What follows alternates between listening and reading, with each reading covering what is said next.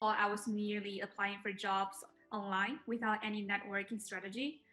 I had been applying to jobs and giving interviews for a couple of months, but I was unable to convert any of them into actual jobs. And there would be times when I would get bogged down during the interview process. And of course, there are times when you start to doubt yourself or to doubt your abilities. I was going through a very painful period of getting no response from the recruiters for the job applications. It was like sending an application to a black hole. Like I never got a response, not even a reject from them. I was actually really struggling really hard getting leads or initial interviews.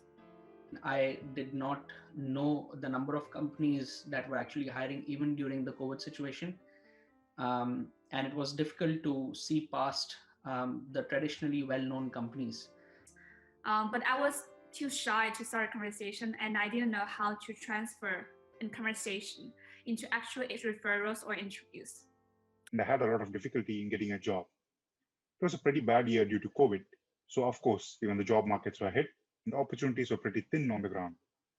If you are someone who wanted to target companies that are not in the mainstream, so these hot startups and all that, it was very difficult to target the recruiters or people who works in the company, and sometimes it's even difficult to even know what companies exist. Another problem I was facing was I was applying for multiple positions without any focus. For example, I was applying for business analyst position, I was applying for data analyst position, but I was also applying for project manager and even marketing specialist positions at that time.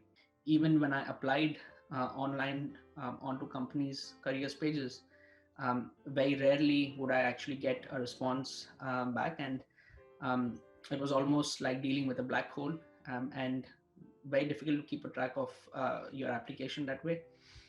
Pain point when it comes to looking for companies is that you would be spending too much time finding the right people to to put your case forward, and that takes a ridiculously long amount of time.